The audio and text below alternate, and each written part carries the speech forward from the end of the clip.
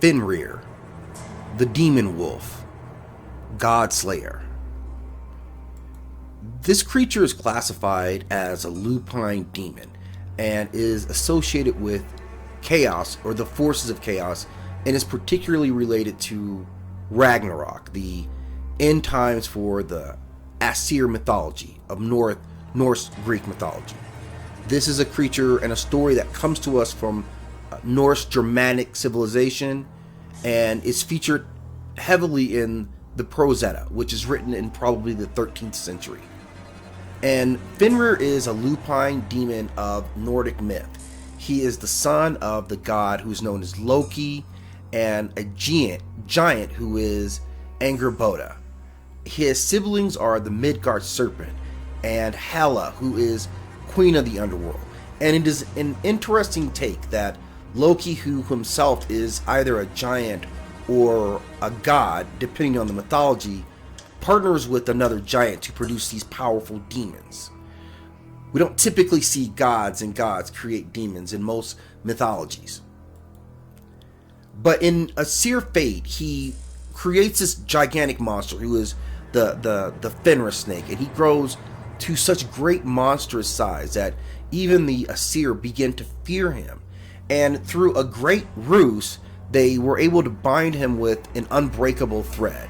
And the ruse required them to have one of the gods sacrifice his hand. He put his hand in the wolf's mouth, and once the wolf was bound and realized he had been deceived, he bites off the hand of Tyr. And this is a sacrifice that he made to ultimately control this chaos. But his fate is to break free of his binds at the time of Ragnarok, and he would battle and kill the Aesir or Asgardian king, who was Odin. And he would in turn be killed by Odin's son Vidar. And it's an interesting part of that cosmology that in their end, the forces of chaos ultimately overwhelm the Aesir, almost embodied by Odin. So this is very emblematic of their culture, that Odin was the force that withstood the chaos that was coming.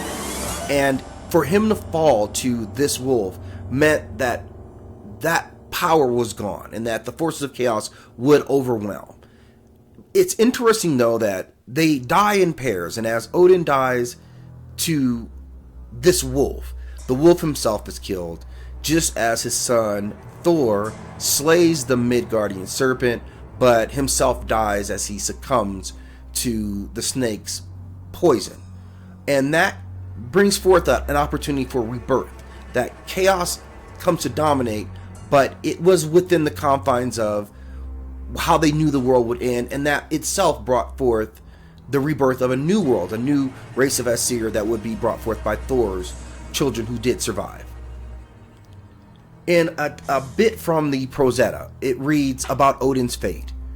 Then is filled Hlin's second sorrow, when Odin goes to fight the wolf, and Bela's slayer bright against Surtr. Then shall Frigg's sweet friend fall. And obviously, Frigg is Odin's wife or consort, and the reference to her sweet friend is a reference to the king, the god king himself, and his eventual death. And it is then through the opposing forces, or the demon, or the dark force that opposes these deities, we begin to understand more about what the people themselves feared.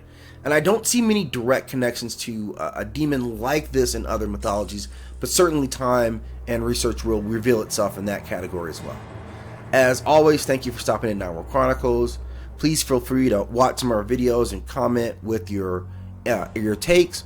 And as always, we ask that you like and subscribe.